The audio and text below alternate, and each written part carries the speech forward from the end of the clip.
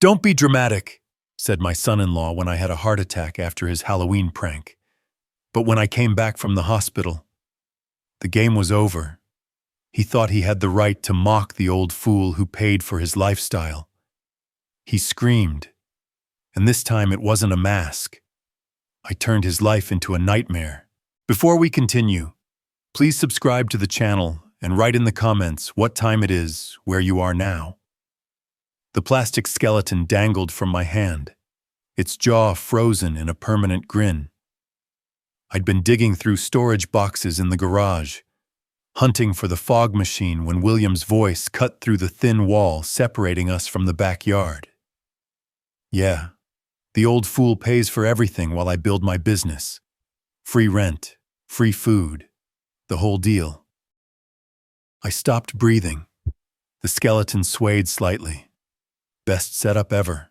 Man, just gotta put up with him hovering around. His laughter, casual and comfortable, drifted through the October evening. I stood there, cardboard box edges cutting into my palm, and felt something shift inside my chest. Not pain, not yet, just recognition. 5 years of temporary financial troubles, 5 years of supporting them. And this is what he said when I wasn't supposed to hear. I forced myself to move. The decorations needed to go up.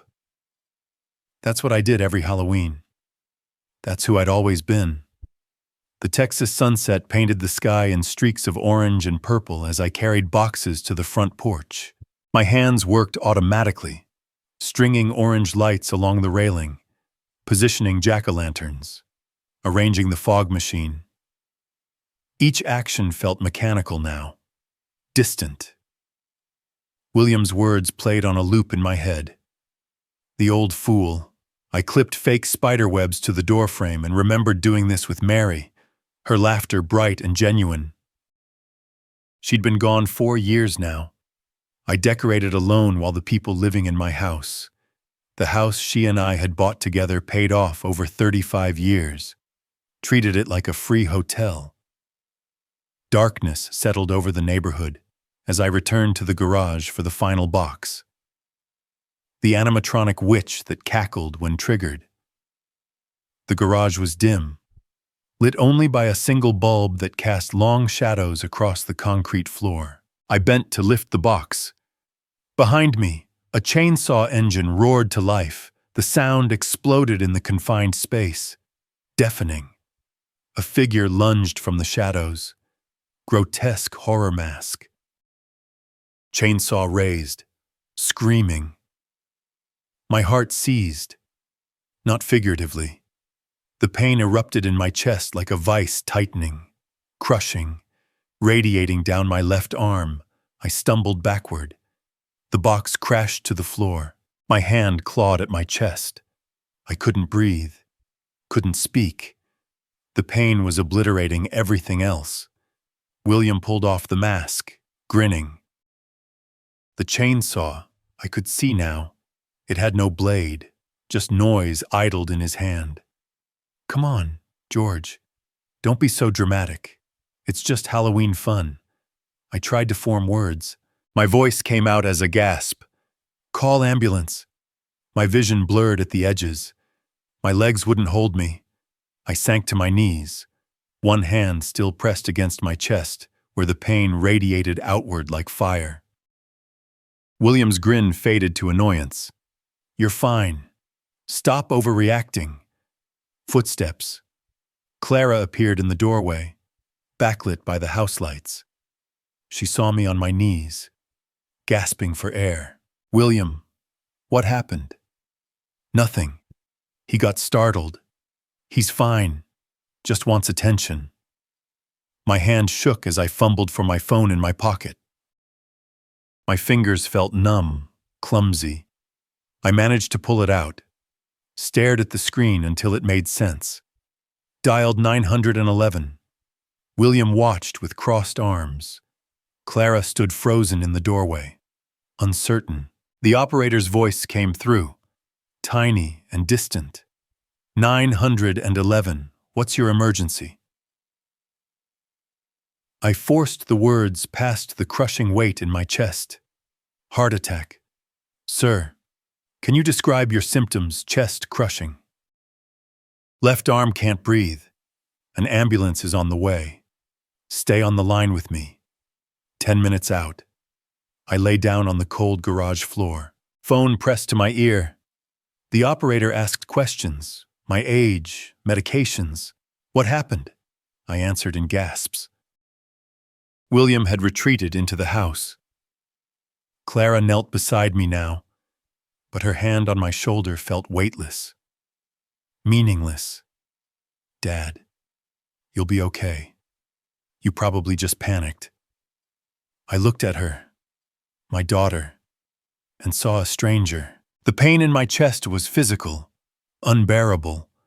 The pain somewhere deeper was worse. The operator's calm voice guided me through the weight. Stay still, keep breathing. Help is coming. In the background, I heard William's voice from inside the house. Casual, maybe laughing at something on TV.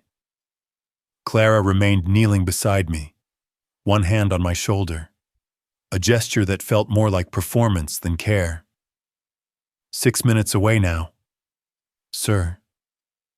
I closed my eyes. The pain radiated through my body in waves, but beneath it, a thought formed, cold and clear as ice water. They're not going to help me. I'm on my own. The siren grew louder, then stopped. Red and blue lights flashed against the garage walls, painting everything in urgent colors. Paramedics rushed in with equipment, all efficiency and purpose. They asked questions, rapid fire, my age, medications. What happened? Chest pain. I managed, started, suddenly called myself. One paramedic glanced toward the lit windows of the house. Family here, we can take one person in the ambulance. I nodded toward the doorway where William and Clara still stood watching. The paramedic disappeared briefly, returned with a neutral expression that told me everything. They said they'll come to the hospital tomorrow. Can't ride with us right now. The words landed like stones in still water. They're not coming, that's what they said. Sir, we need to go now. They lifted me onto the stretcher, wheeled me past the Halloween decorations I'd hung just an hour ago. Through the pain and the oxygen mask, I saw William and Clara in the doorway, watching, not moving. The ambulance doors closed, cutting them from view. Memorial Hermann Hospital's emergency room was bright, cold, urgent. Doctors and nurses swarmed around me. IV lines, EKG leads, blood pressure cuff squeezing rhythmically. Dr. Anderson, a woman in her 50s with quick hands and calm eyes, read the monitors, her face serious. Mr. Harrington, you've had an acute myocardial infarction, a serious heart attack. We need to get you to the cath lab immediately to place stents and restore blood flow to your heart. Time is critical. Do you understand? I nodded through the oxygen mask. Will I? We're going to take good care of you, but we need to move now. The ceiling tiles blurred as they wheeled me down hallways. The terms washed over me. Blocked arteries, stent placement, cardiac catheterization. This is serious. I thought this could kill me. And they stayed home. The catheterization lab was sterile, quiet, except for beeping monitors. Dr. Anderson explained they were inserting stents to open my blocked arteries. I was awake but sedated, watching the procedure on a screen I didn't understand. 3 stents. The pressure in my chest eased slightly. You're lucky, Doctor, Anderson said. You called quickly, another 30 minutes. She didn't finish, didn't need to. Lucky I'd called myself, saved myself, because the people living in my house couldn't be bothered. The intensive care unit was quiet at night. Just the symphony of monitors and ventilators humming around me. I lay in the hospital bed, wires connecting me to machines that tracked every heartbeat. 4 days passed in a haze of medication and vital sign checks. Clara visited once on the third day, stayed 20 minutes. Dad, oh my gosh, this place is so hard to find and parking is terrible. I've been so worried. I watched her scroll through her phone while she talked. You came once, I said quietly. It's a long drive and William needed the car for his meetings. You understand. She checked the time on her phone. I should go soon. Traffic gets bad. She left. Promised to visit again. Didn't return. William never appeared. Not once. Nurses came and went. Kind strangers providing more care than my own family. On the fourth night, a nurse named Emily checked my IV. She was older with gentle hands and tired eyes. She looked at the empty chair beside my bed. Honey, where's your family? You shouldn't be alone after something like this. Most patients have someone here constantly. I was silent for a long moment. They're busy. Emily's expression softened. I see. After she left, I lay in the darkness, unable to sleep despite the exhaustion. Her question echoed through my mind. Where's your family? I started calculating 5 years. They'd moved in when William's business opportunity fell through. Temporary, they'd said. Just until we get back on our feet.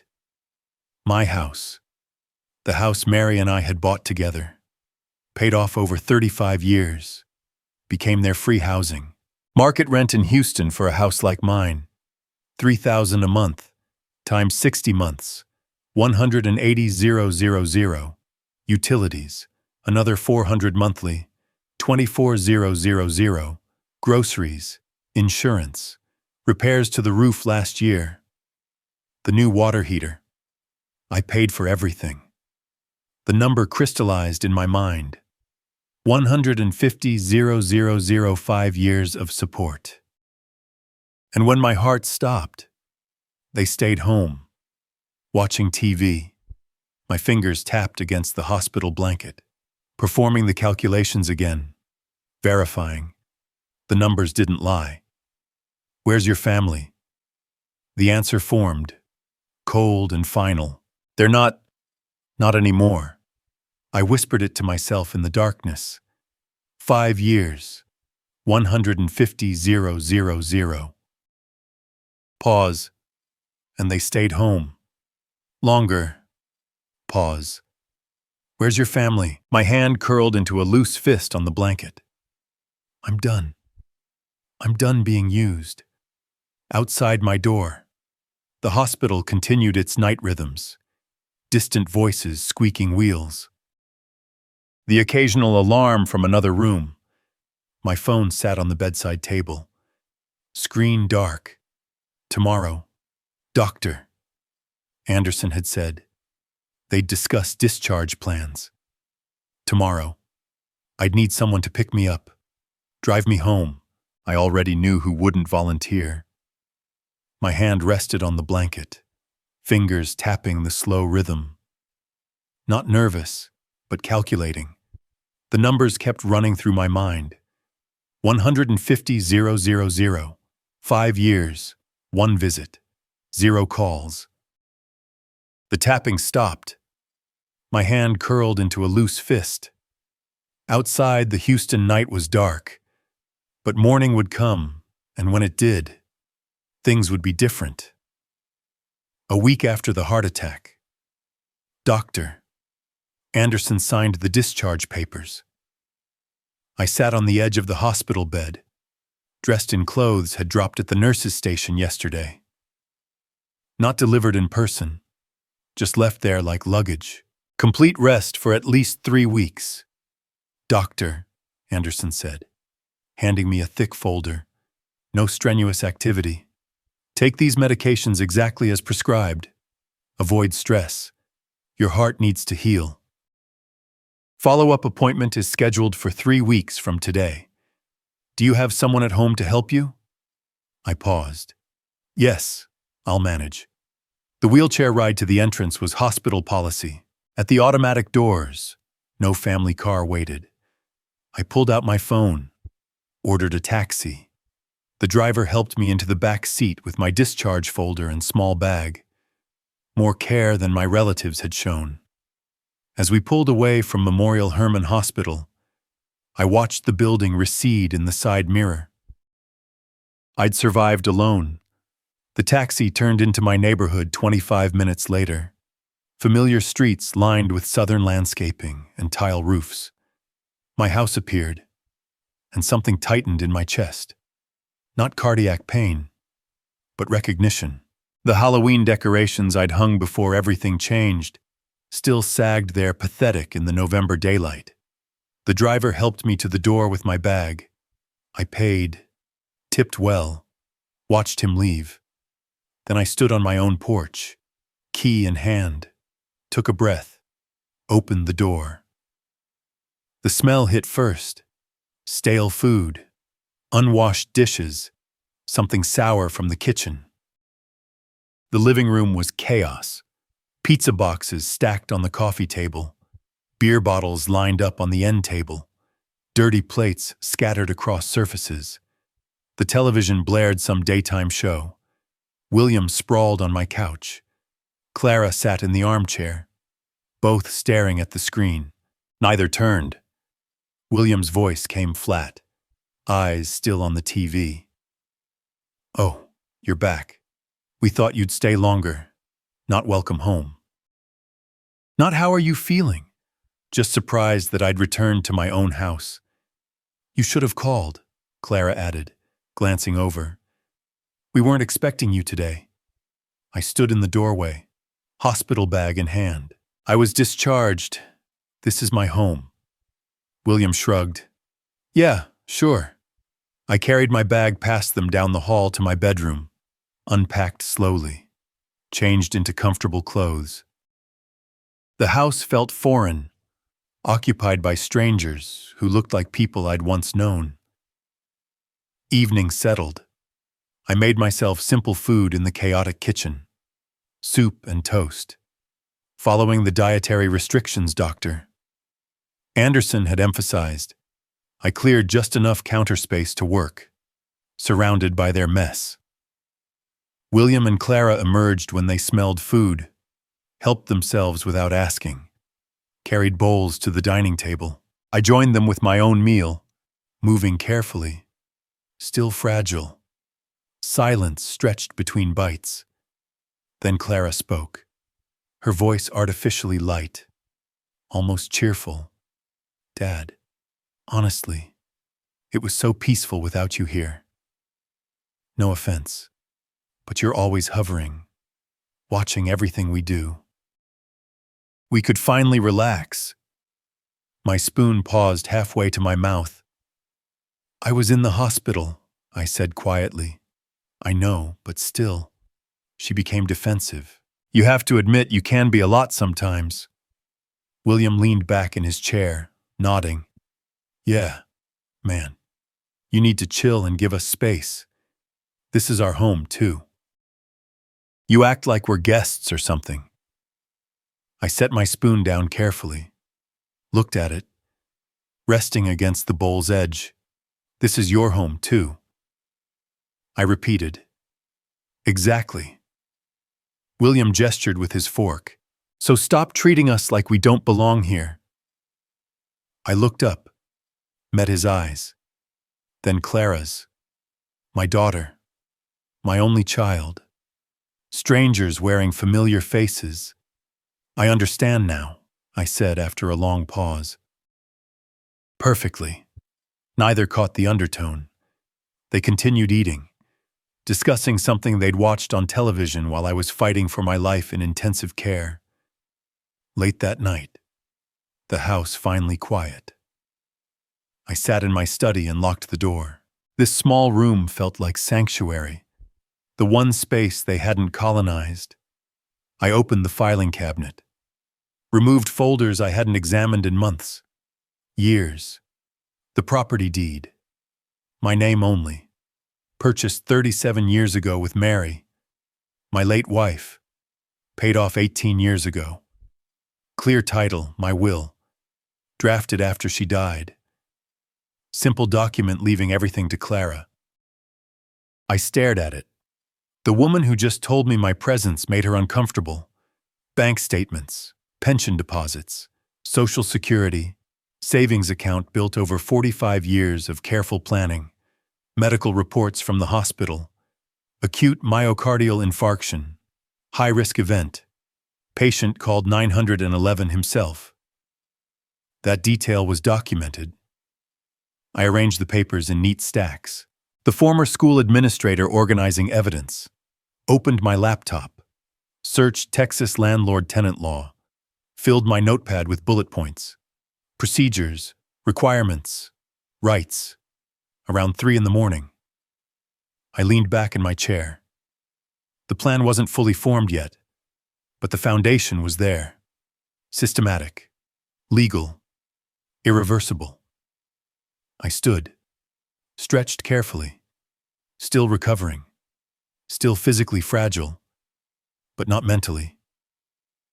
Walked to the study window, looked out at the dark street, neighbors' houses with their warm lights, normal families, functional relationships. I'd spent 40 years as a school principal, dealing with problems, enforcing rules, protecting the institution. I knew how systems worked. Documentation mattered. Legal processes properly followed were unstoppable. Behind me on the desk, the documents waited, the deed with my name, the medical reports proving abandonment, the will that needed changing, the research about eviction procedures. I placed one hand flat against the cool glass. Outside, a car passed. Life continued. Mine should, too. But first, I needed to reclaim it. Tomorrow, I'd start making calls. Tonight, I was done being a victim. My reflection in the dark window showed something new in my expression. Not anger. That was too hot, too temporary. This was colder, more permanent. I opened my laptop again, typed into the search bar, estate planning attorney, Houston, Texas. The screen glowed. Results appeared.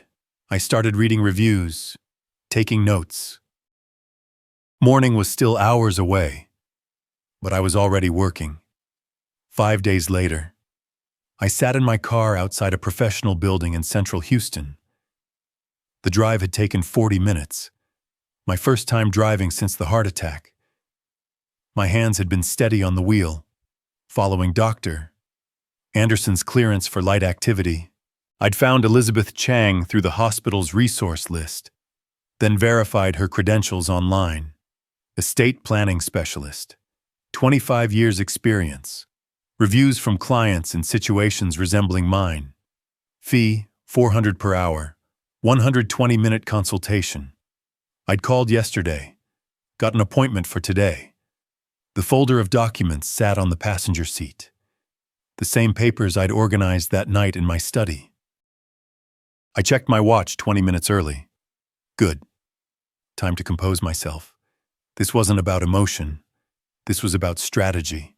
I picked up the folder, exited the car, walked toward the entrance. Elizabeth Chang's office occupied the 4th floor, tastefully furnished. Law books lining one wall, diplomas and certifications on another. She was mid-50s, sharp-eyed, dressed in a charcoal suit, extended her hand firmly. Mr. Harrington, thank you for coming in. Tell me what brings you here. I sat across from her desk, opened my folder. My voice came level, factual, the tone I'd used for 40 years, addressing parents, school boards, superintendent reviews. No drama, just facts. I need to remove my daughter and son-in-law from my property. They've lived there 5 years without paying rent. 2 weeks ago, My son-in-law's actions triggered a heart attack. Neither visited me properly in the hospital. I want them out, and I want to change my will. Elizabeth took notes, listening. I slid documents across her desk as I spoke. Property deed first, then medical reports, bank statements showing the financial support I'd provided. When I finished, she sat back, picked up the property deed, examined it. Mr. Harrington, legally speaking, there are tenants in your home, even without a formal lease. Texas law is very specific about this. She turned her computer monitor so I could see. Pulled up Texas revised statutes. You'll need to follow proper eviction procedure. 45-day notice first, then court filing if necessary. The key is perfect documentation. No shortcuts. Everything by the book. Can you commit to that? I was a school principal for 40 years, I said. I understand procedures. I'll follow every rule. She nodded, printed copies of the relevant statutes, added them to my folder, explained the timeline. 45-day notice to quit. No reason required for month-to-month tenancy. If they didn't leave, I'd file an unlawful detainer action in justice court. Hearing within 4 weeks, when I won, and I would, given clear ownership, the court would issue a writ of restitution. Constable enforces removal. Total timeline, she said. 90 to 120 days from first notice. I absorbed this. 3 to 4 months. Longer than I'd hoped, but acceptable if the process was certain. Elizabeth opened a second file on her computer. Now, regarding your will in Texas, you have complete freedom regarding beneficiaries. You're not legally required to leave anything to adult children. She paused, studied my face. Are you certain about this change? It's a significant decision.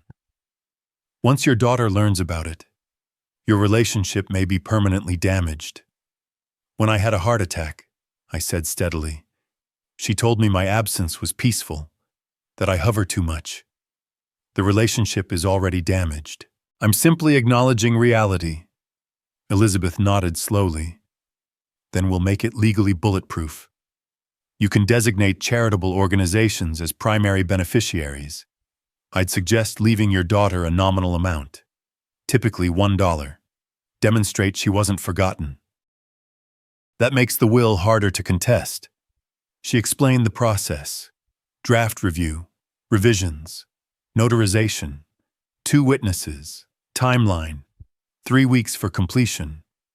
She could also prepare a living will and healthcare power of attorney given my recent medical event. Total fees, she said.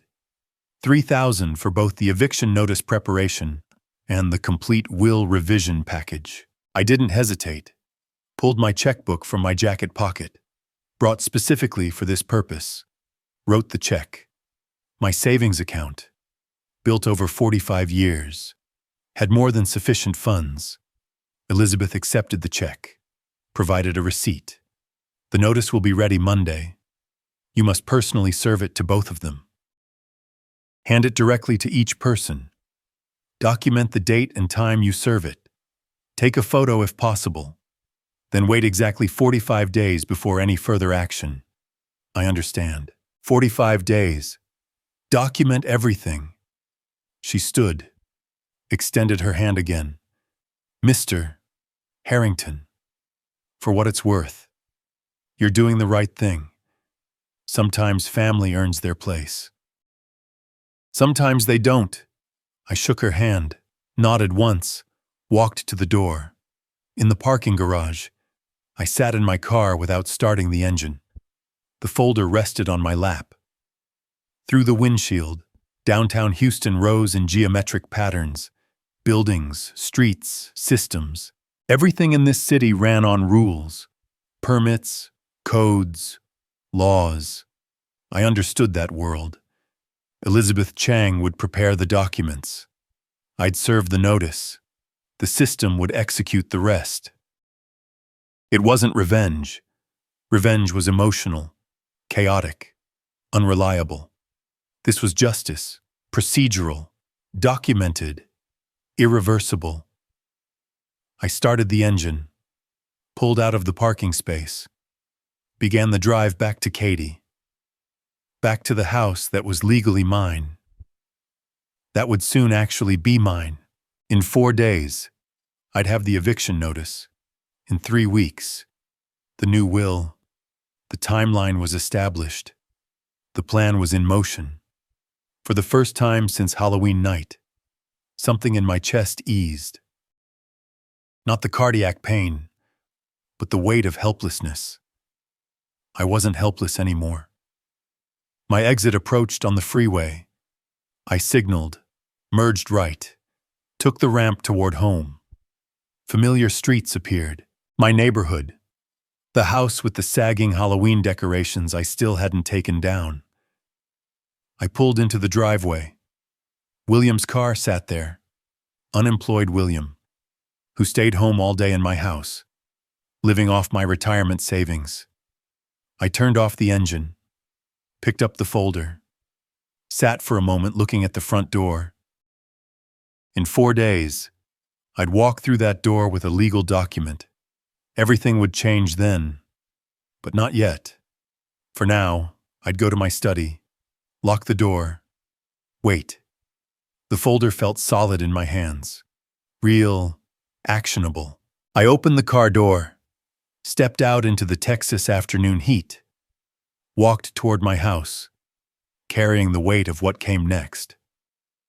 4 days passed in careful routine, medications at precise times, short walks around the neighborhood, cardiac rehabilitation exercises.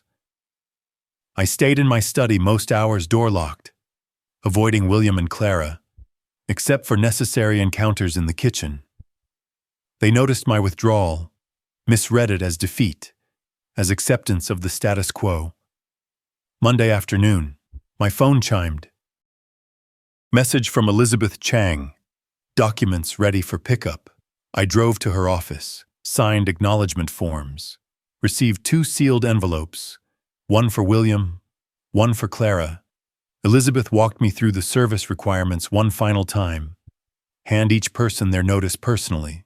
Document the date and time. Photograph if possible. This starts the 45-day clock. I nodded, placed the envelopes in my folder, drove home. Tuesday morning. Today, I woke at 7, showered, dressed carefully, slacks and a button-down shirt, as if preparing for a school board meeting. Formal occasions required appropriate presentation, made coffee, ate breakfast alone in the kitchen while the house remained silent. Around 10:00, sounds of movement upstairs, William and Clara stirring. I sat at the dining table. The 2 envelopes before me waited. William appeared first, shuffling toward the kitchen in sweatpants and an old t-shirt. "Morning," he muttered, not making eye contact. My voice was calm, authoritative. "William, Clara, I need both of you in the dining room now." Something in my tone made him pause. "What's this about? Just come, bring Clara." 6 minutes later, they stood before me. William suspicious, Clara anxious. I remained seated, picked up the first envelope. "This is for you, William." Extended it across the table, "And this is for you, Clara." William took his envelope, frowning. Clara's hand trembled slightly as she accepted hers. "What is this?" "Open them." William tore his open first, pulled out the official document. His eyes scanned the header. 45-day notice to quit premises. His face transformed. Confusion, then comprehension, then rage. "What the? You can't kick us out. This is ridiculous." His voice rose to a shout. Clara read hers more slowly, tears already forming. Dad, I'm your daughter. How can you do this to me?" To us, my hands remained flat on the table, voice level. This is my house. I've supported you for 5 years. You showed me I'm just a burden. When I was in the hospital with a heart attack, you couldn't be bothered to visit properly. You told me my absence was peaceful. Time to find your own place. William slammed the paper down. We'll fight this. You can't just throw us on the street. I gestured to the notice. Read it carefully. It's perfectly legal, prepared by an attorney. You have 45 days from today. That's December 20th. I suggest you start looking for housing. The rest of Tuesday deteriorated into chaos. Clara cried, pleaded, tried every emotional angle. We have nowhere to go. Winter is coming. We can't afford rent. You've had 5 years of free housing, I said. You should have savings. William paced the living room, phone pressed to his ear, calling everyone he knew. By afternoon, he'd contacted some free online legal service, spoke with someone for 25 minutes, hung up, looking deflated. What did they say? Clara asked desperately. William's jaw clenched. Said the notice looks legitimate. Since we don't have a lease and don't pay rent, he can do this. Reality settling in. Wednesday brought a new tactic from Clara. Mom would be ashamed of you. Kicking out your own daughter, your own flesh and blood. I met her eyes coldly. Your mother would be ashamed of how you treat me, how you let your husband mock me, how you abandoned me in the hospital.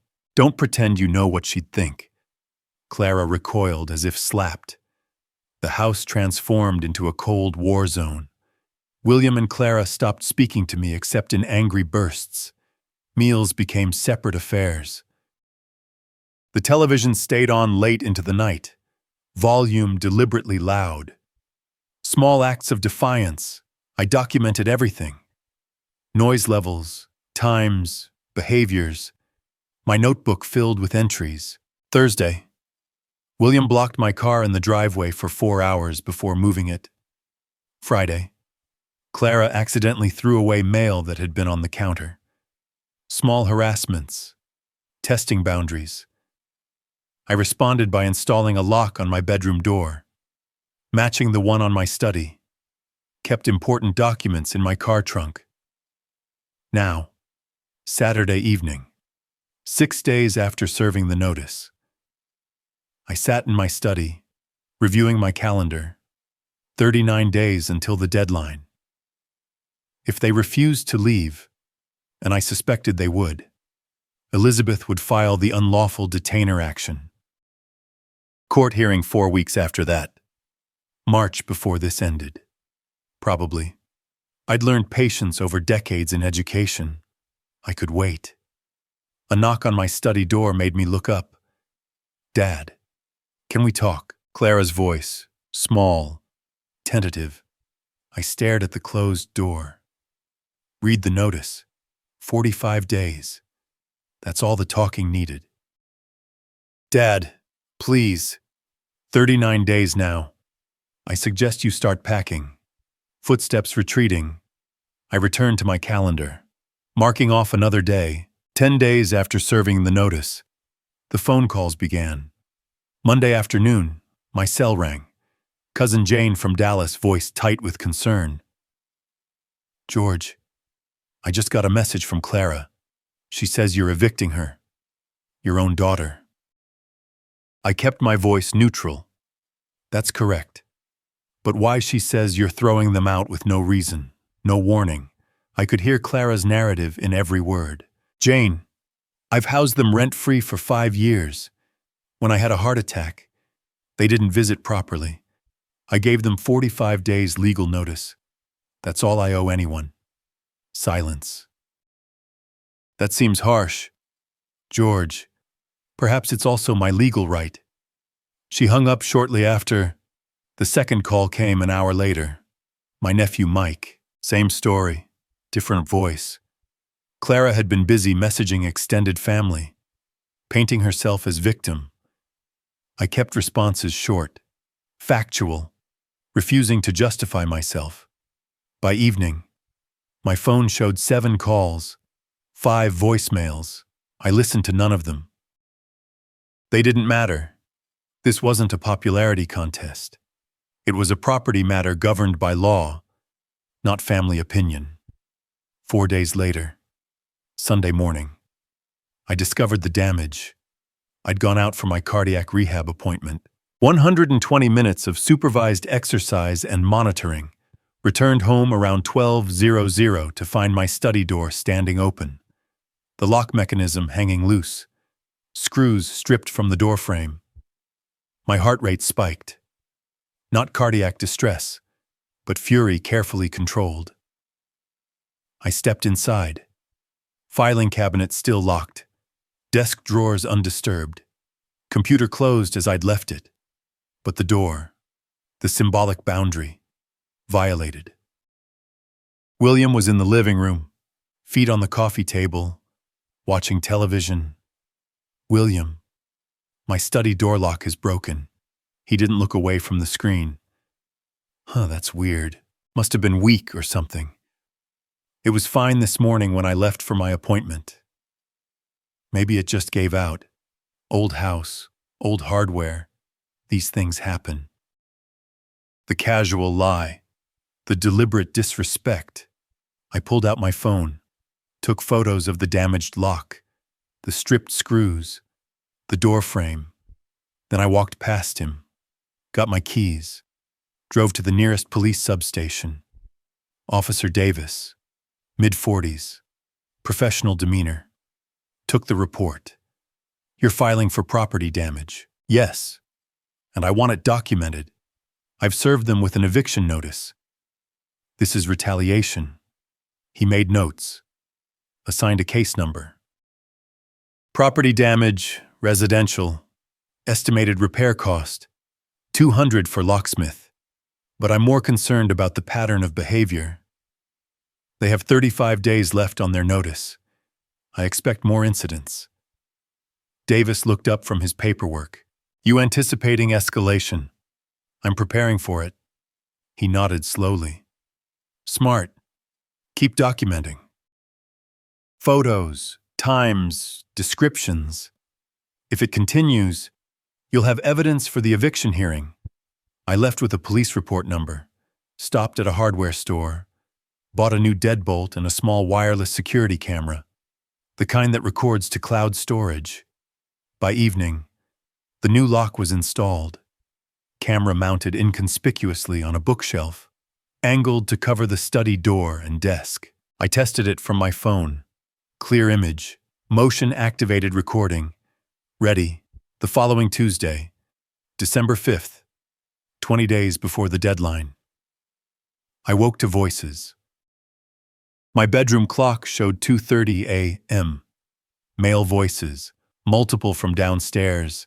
Laughter, music, glass clinking. I got up quietly, pulled on clothes, crept to the top of the stairs. The living room lights blazed. William sat in the armchair, beer in hand, talking with 4 men I'd never seen. Large men, rough-looking, sprawled on my furniture. More beer bottles on the coffee table. The television played some action movie at high volume. One of the strangers noticed me on the stairs. Hey, that's the old man. William turned, raised his beer in mock salute. Yeah, that's him. Don't worry, he's harmless. I descended slowly. William, it's almost 3:00 in the morning. Who are these people, friends of mine? We're just hanging out. Relax. In my house at 3:00 a.m. On a Tuesday night, one of the men, tattooed arms, hostile eyes, leaned forward. You got a problem? I assessed the situation. 4 large men, potentially confrontational. Middle of the night. I pulled out my phone, started recording video. I'm documenting this. You're trespassing. All of you need to leave now. William stood, anger crossing his face. Put that phone away. These are my guests. This is my home. I kept recording, voice calm. This is my property. They're not on the lease because you don't have a lease. They're trespassing. You have 15 seconds to ask them to leave or I'm calling the police. 14, 13, 12. My thumb hovered over the emergency dial. The tattooed man rose, took a step toward me. Maybe you should go back to bed. Old man. I didn't retreat. 11:10. Something in my stillness, my complete lack of fear, made him pause. William put a hand on the man's shoulder. Forget it. Not worth it. Not. To his friends. Come on, let's go to my truck. We'll finish there. Grumbling, gathering beer bottles. The four men filed out. William followed, shot me a venomous look. This isn't over. 19 days, I replied quietly. Then you're gone whether you like it or not. The front door slammed. I stopped recording, saved the video, checked the timestamp, backed it up to cloud storage immediately. Then I sat at the dining table and opened my laptop, created a new document, lease violation notice, guest policy violation, typed out the incident, date, time, physical descriptions, William's admission. They were his friends. Trespass on property. Printed 2 copies. One for my files. One to serve William in the morning. By 4:00 a.m., I was back in bed. New lock secure on my door. Phone on the nightstand. Fully charged. Tomorrow I'd serve the violation notice. Add it to the growing file. They thought they could intimidate me. Make me back down. They didn't understand. I'd spent 40 years dealing with difficult parents, hostile board members, union grievances. I knew how to outlast opposition, how to follow procedures until procedures won. 19 days until the deadline. If they didn't leave voluntarily, court would force them. And every incident tonight, every broken lock, every 3 a.m. gathering, all of it would strengthen my case. I closed my eyes, slept soundly, because I was winning slowly, systematically, but winning. December 20th arrived. The deadline. I woke early, checked every room of the house.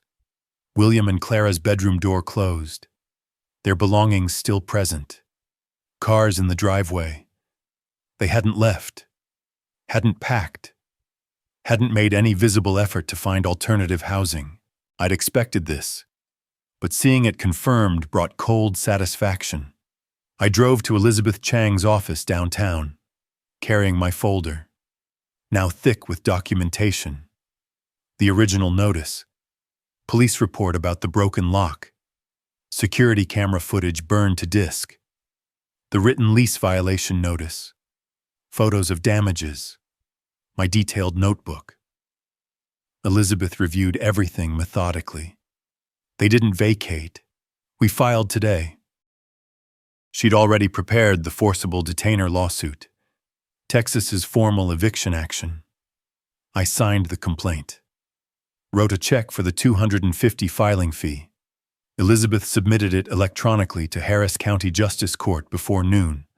Court hearing will be scheduled after the holidays. She explained, probably mid-January. I nodded. The legal machinery had engaged. Now came more waiting. The weeks between filing and hearing stretched tense and strange. William's provocations intensified, blocking my path in hallways, leaving messes in shared spaces, playing music deliberately loud during hours I normally worked in my study, testing boundaries, seeking reaction. I documented everything, maintained icy silence, refused engagement. A few days before Christmas, Clara tried emotional appeal again, cornering me in the kitchen. It's Christmas, Dad. You're destroying our family. Can't we call a truce, at least through the holidays? Her voice carried desperation beneath manufactured sweetness. I set down my coffee cup carefully. You destroyed this family when you left me alone with a heart attack. When you told me my absence was peaceful. Christmas doesn't change facts. She recoiled as if struck. Christmas Eve arrived. I spent it alone in my bedroom, door locked, while William and Clara threw a party in the living room. Loud music, laughter, voices of friends they'd invited. A demonstrative act of defiance. I ordered Chinese food delivery, ate in my room, watched a movie on my laptop with headphones. Unbothered. They could have their party.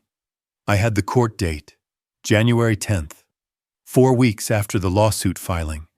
I dressed in a suit, the same one I'd worn to school board meetings for decades.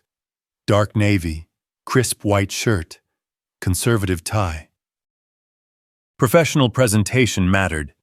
Elizabeth met me at the Harris County Justice Court building downtown, a blocky concrete structure housing small claims and eviction proceedings. We sat in the hallway outside the courtroom reviewing strategy. "Let me do most of the talking," Elizabeth advised. "Answer questions the judge asks directly, briefly, factually, no emotion." I nodded. I'd testified before. Budget hearings, personnel disputes, board investigations. I understood courtroom decorum. William and Clara arrived 15 minutes before the hearing. No attorney. William wearing jeans and a wrinkled button-down. Clara in casual clothes, both looking unprepared.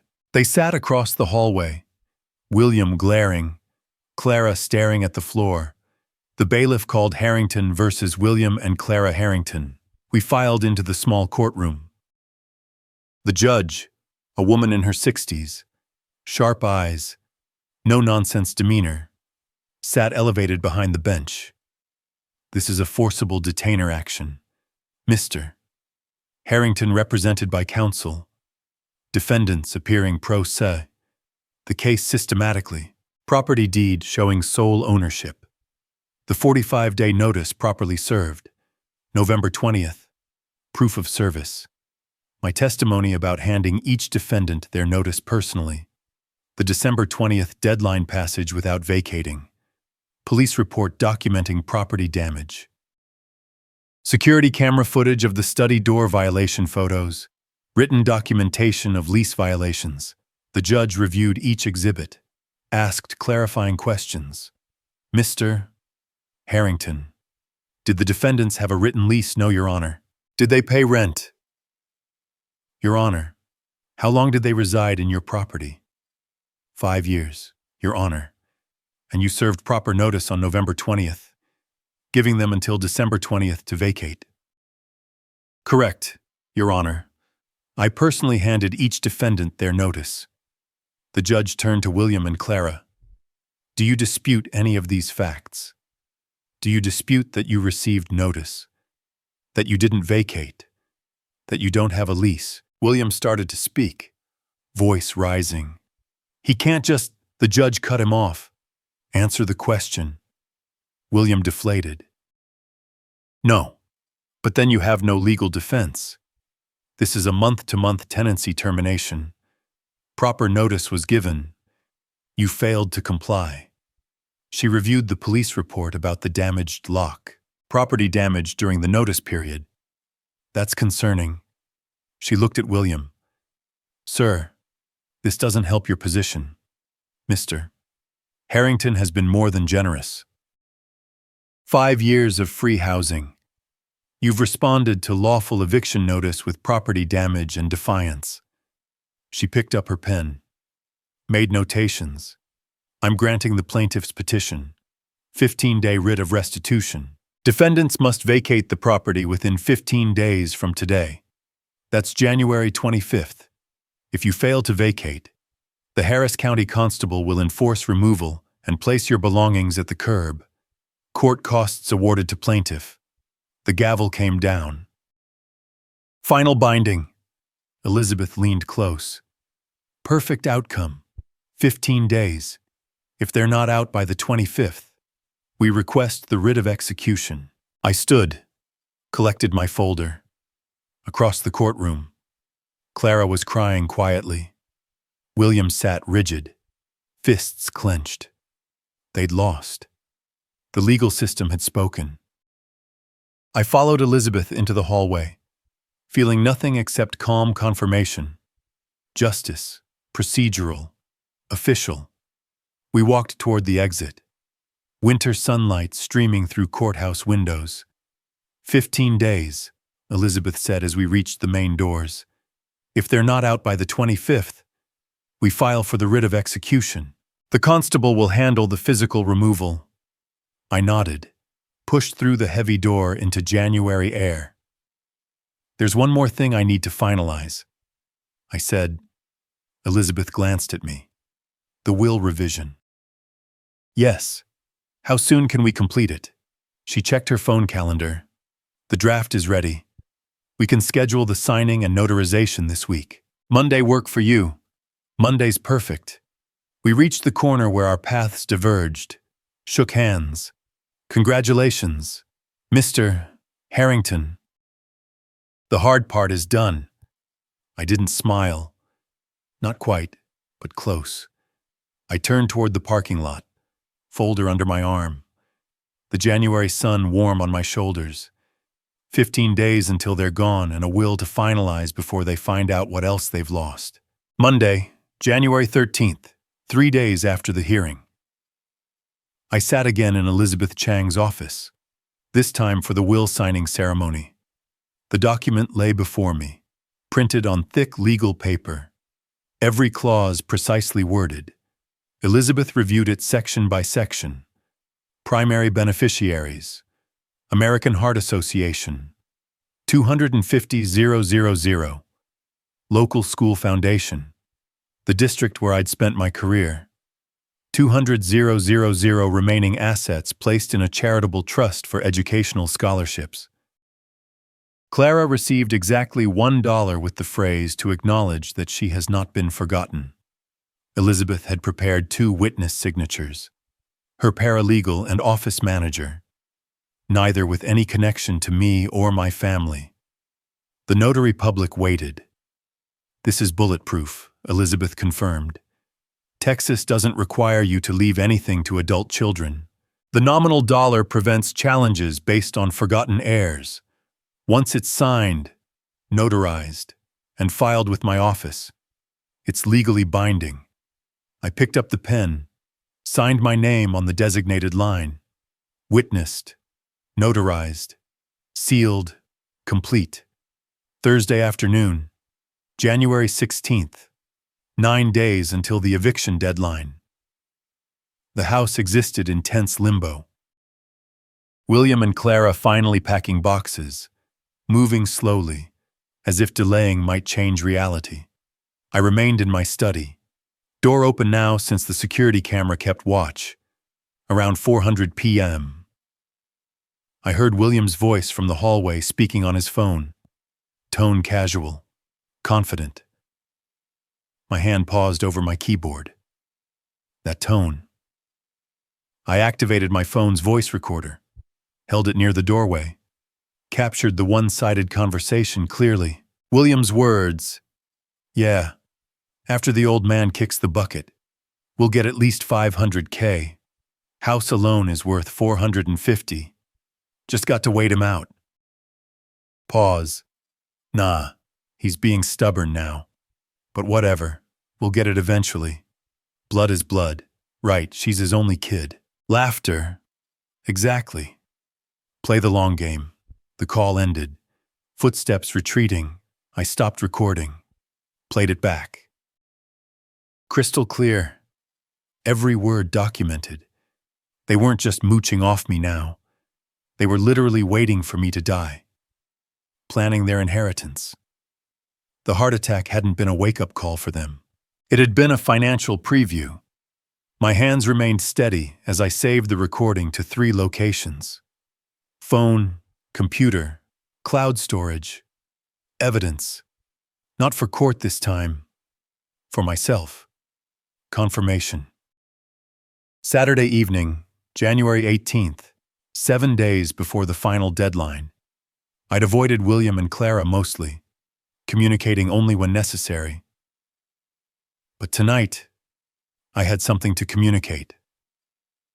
I prepared dinner, something I rarely did anymore. Simple pasta, salad, adequate for 3, set the dining table formally. When they emerged from their packing, I called out, "Dinner's ready. Please sit." Suspicion crossed their faces, but hunger won. They sat. William wary, Clara uncertain. We ate in silence for several minutes. I set down my fork with deliberate precision. "I have something to inform you about. Thought you should know before you leave." Clara looked up, faint hope in her expression. "I've changed my will." The words landed flatly. "Everything goes to charity now. American Heart Association, school foundations, educational trusts. You'll get $1. Clara, exactly $1 to show you weren't forgotten. The rest, approximately $500,000, goes to organizations that actually serve a purpose." I watched their faces. Shock, comprehension, rage building. William's fork clattered to his plate. "What, you senile old fool? You can't do that." His voice rose to a shout. I remained seated, calm, already done. Signed, notarized, filed with my attorney. Legally irrevocable. Clara's face had gone white. "Dad, you can't. I'm your daughter. I'm your only child." "Yes. And when I had a heart attack, you visited once for 20 minutes. You told me my absence was peaceful. You let your husband mock me, use my home, destroy my property. Why would I leave you anything?" William stood, chair scraping back violently. "This is because we wouldn't move out fast enough. You're that petty." I met his eyes coldly. "It's because I overheard your phone conversation Thursday, after the old man kicks the bucket. We'll get at least $500K. Just gotta wait him out. You weren't living here out of need. You were waiting for me to die so you could inherit." Well, surprise. There's nothing to inherit. The color drained from William's face. He'd been caught. Clara looked between us, confused. "What phone call, William? What is he talking about?" William's hands clenched. "You recorded me. That's invasion of privacy." My voice stayed level, almost clinical. "In my own home, I can record what I hear. Texas is a one-party consent state. The recording is legal and informative." I stood, collected my plate. "You've been parasites. Both of you. Living off me while literally waiting for me to die. The heart attack was convenient for you, wasn't it? Speed up the timeline." Clara started crying, but these tears were different. Not sad tears, angry tears, frustrated tears. "You can't do this. There are laws. Children have rights. Adult children have no inheritance rights in Texas. I asked my attorney specifically. I can leave my estate to whoever I choose. I choose charity, people who need it, organizations that help others instead of exploit them." I walked to the kitchen, rinsed my dish, left it in the drainer. Behind me, William was shouting something. Threats, curses, desperate arguments. Clara's sobs. I climbed the stairs to my bedroom, closed and locked the door, sat on the edge of the bed in the quiet. It was done. All of it. The eviction, the will, the truth. They knew everything now. Knew they'd lost completely. 7 more days of their presence. Then silence. My house, my life, my choices. Exactly as it should be. Tuesday morning, January 25th. Deadline day. I woke at 7:00 dressed, made coffee, sat in my study, watching the security camera feeds. The house was chaos. Boxes half-packed, furniture askew, William and Clara moving frantically through rooms. They'd left it to the last possible moment. At 10:00 a.m. sharp, a patrol car pulled into the driveway. I watched from my study window as the Harris County Constable, a stocky man in uniform, official documents in hand, approached the front door, knocked firmly. I walked downstairs, opened it. "Mr. Harrington, I'm Constable Johnson. I'm here to enforce the writ of restitution issued by Justice Court." I nodded. "They're still inside packing." His expression stayed professional. "Do they understand they must vacate today?" "They understand. Whether they accept it is another matter." Johnson stepped inside, called out in an authoritative voice, "This is the Harris County Constable. You are required to vacate these premises immediately. You may take your personal belongings. You have until 3 p.m. to complete removal. After that time, any remaining items will be placed at the curb." The next 5 hours were controlled chaos. William shouted obscenities while throwing clothes into garbage bags. Clara cried while wrapping dishes in newspaper. They'd rented a U-Haul truck. I saw it parked on the street, orange and white, pathetically small, for 5 years of accumulated possessions. The constable remained present, stationed in the living room, watching. Twice he had to warn William about his language and aggressive movements. "Sir, calm down, or I'll have to cite you for disorderly conduct. This is a legal eviction. You need to comply peacefully." William glared, but moderated his behavior. I stayed in my study mostly, door open, watching the removal. They took furniture that was theirs, a bedroom set, a cheap entertainment center. Left the rest. By 2:30, the U-Haul was loaded haphazardly. Boxes and furniture jammed inside without organization. Clara made one last trip through the house, eyes red from crying. She looked toward my study. I met her gaze. She opened her mouth as if to speak, closed it, turned away. At 10 minutes before 3, William gunned the U-Haul's engine and pulled away from the curb. Clara followed in their sedan. The constable walked through the house with me, documenting that it was now vacant, signed the completion form. "Property is returned to your possession, Mr. Harrington." Shook my hand. Left. I learned the details later, pieced together from observation and a bitter phone call Clara made to a cousin that someone overheard and shared. No apartment would take them. No first month, last month, and deposit money saved after years of free living. No references I would provide. They'd found the cheapest motel on the outskirts of Houston, a run-down place off the interstate where the neon sign flickered and the parking lot held suspicious characters. $750 per week. No kitchen. No lease. Pay weekly or get out. Clara's part-time spa income. $2,000 monthly. Couldn't cover it. William's cryptocurrency business generated nothing. Within a week, their savings, whatever meager amount they'd scraped together, was gone. The financial reality they'd avoided for 5 years by living off me crashed down like a collapsing building. 9 days after the eviction, my phone buzzed with a message from an unknown number. Just a photo. No text. I opened it. William and what appeared to be a police station sitting at a desk. Officer visible in the background. An hour later, a second message from the same number. Thought you'd want to know. Fraud charges. Multiple victims.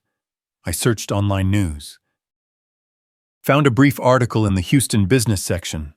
Local man charged in cryptocurrency investment scheme. William's name.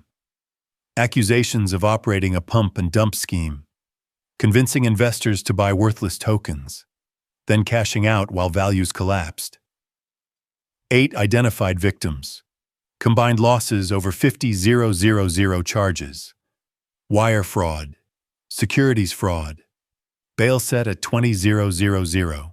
So that's what William's business had been. Not cryptocurrency investment. Cryptocurrency fraud. And now it had caught up with him. I felt no satisfaction. Just cold acknowledgement. William couldn't make bail.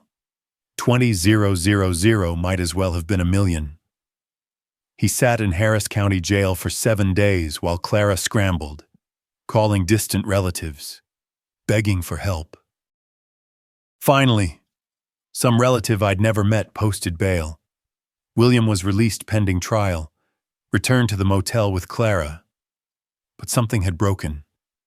The anonymous messages suggested arguments, loud ones, neighbors complaining, the stress of poverty, legal trouble, homelessness, and consequences. 4 weeks after William's arrest, late February by my calendar, another anonymous message, photo of court documents, divorce filing, Clara petitioning to dissolve the marriage, citing irreconcilable differences. The parasitic partnership was collapsing from within. I saved the photo, filed it with my other documentation. Not because I needed it, just because completion mattered. The story had an ending. William facing criminal charges, Clara finally cutting ties. The natural consequences of parasitic living and fraudulent schemes. I hadn't caused William's arrest. William's own criminal behavior had, but the eviction had accelerated everything, removed the protective bubble of free housing, exposed them to the harsh reality they'd been avoiding. Sometimes justice wasn't what you did. It was what you stopped enabling. Early March brought something I hadn't experienced in 5 years. Genuine solitude, not loneliness. Solitude.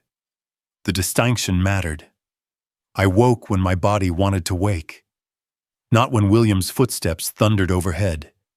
Ate what I wanted when I wanted without meal planning around others or finding my groceries consumed. The house breathed differently, lighter. My cardiac rehabilitation continued 3 times weekly. Monitored exercise, heart rate tracking, steady improvement. Doctor Anderson expressed satisfaction at my progress. Mr. Harrington, your progress is excellent. Whatever stress you were under before, it's clearly gone. Your numbers tell a story. I just nodded. Some things didn't require explanation. I started small projects, repainting the hallway, organizing the garage, planting a garden bed in the front yard. Simple acts of ownership, of reclaiming space. Valentine's Day, February 14th. I was reviewing finances at the kitchen table when my phone buzzed. Text message. Clara's name. I stared at it before opening. Dad, I'm sorry. We were wrong. Can we talk? 8 words. 5 months of absence. Exploitation. Legal battles. Eviction reduced to 8 words. I set the phone down. Didn't respond immediately. 4 days I thought about it. Worked in the yard, attended rehab, prepared meals, lived my quiet life. The message sat unanswered. What did Clara want? Reconciliation, financial help, a return to the way things were. And what did I want? A daughter who'd abandoned me during a heart attack. A daughter who told me my absence was peaceful, but also my daughter, my only child, the only remaining connection to my late wife.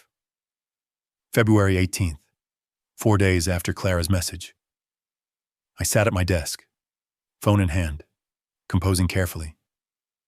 Clara, I love you, but respect comes before forgiveness. When you're ready to treat me like a father, not a resource, we can talk. Not before. I read it 3 times, adjusted nothing, sent it. The response was immediate. 3 dots showing she was typing. Then the dots stopped. No reply came. Hours passed. Days, nothing. I experienced no disappointment, just recognition. She wasn't ready. Maybe she'd never be ready. Real change required more than an apology text when life got hard. It required understanding what had been wrong in the first place. Whether Clara understood that, time would tell, or not. Either way, my life continued. Mid-April, I saw the news update. Brief article in the Houston paper's court section. William entering a guilty plea to reduced fraud charges. Sentence: 24 months probation. Community service. Restitution of $50,000 to identified victims. No jail time beyond the 7 days already served. I read it twice. Felt nothing except closure.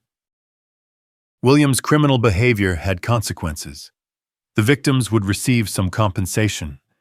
William would spend the next 2 years under supervision, paying off debt.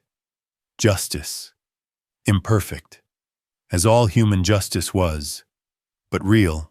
A few days later, another brief article. Divorce finalized. Clara Harrington's single status. Tiny studio apartment in a working-class neighborhood. 2 jobs. Full-time at a dental office. Part-time at the spa. Making her own way. Learning what financial independence actually required. The lessons I couldn't teach her while she was insulated from consequences. Late April. Texas spring. Arriving in warm mornings and blooming wildflowers. I sat on my back patio at sunrise, coffee cup in hand, watching the sky shift from purple to orange to blue. Next door, Mrs. Thompson was in her yard watering plants. She noticed me, waved. "Morning, George. Beautiful day." I waved back, smiled. Beautiful indeed. My phone buzzed. Message from Elizabeth Chang. All estate documents finalized and filed. "You're all set, Mr. Harrington," I replied. "Thank you for everything." Elizabeth. Her response. "My pleasure. You handled everything with impressive discipline. Enjoy your peace." I set the phone down. Looked at my yard. The flower bed I'd planted 3 weeks ago showed new growth. Purple verbena, yellow lantana, red salvia, southern plants. Hardy, thriving in harsh conditions. I'd chosen them deliberately. Symbols of resilience, of survival, of blooming after difficulty. My heart beat steadily in my chest. The heart that had nearly stopped on Halloween night. The heart that was healing. Everything was healing. I took a sip of coffee. Thought about the past 7 months, the Halloween attack, the hospital isolation, the legal battles, the eviction, William's arrest, Clara's silence. All of it led here to this patio, this sunrise, this peace. People might call it revenge. I called it justice. Justice for myself, justice for my boundaries, justice for my life. I'd stopped enabling, started enforcing, used systems designed to protect property owners, to enforce contracts, to distribute estates according to actual wishes rather than assumed obligations. And now I lived in the results. Quiet, peaceful, free, for the first time in 5 years, no longer since my wife's death 6 years ago. I felt whole, not because I'd hurt anyone, but because I'd stopped letting anyone hurt me. The coffee was good. The sunrise was beautiful. The flowers would bloom. Life continued better. As the sun rose higher, George felt a profound sense of renewal. His heart, once burdened, now beat with steady peace. The lessons learned were hard, but necessary. Boundaries had been redrawn, and life moved forward with quiet strength. He sipped his coffee, grateful for the solitude that healed. If you enjoyed this story, share your thoughts in the comments below. What impressed you most? Drop your impressions. Ask questions to discuss further. and let's interact more with the channel. Your feedback keeps the conversation alive. For the next tale, click the box on the left. Thank you for joining us.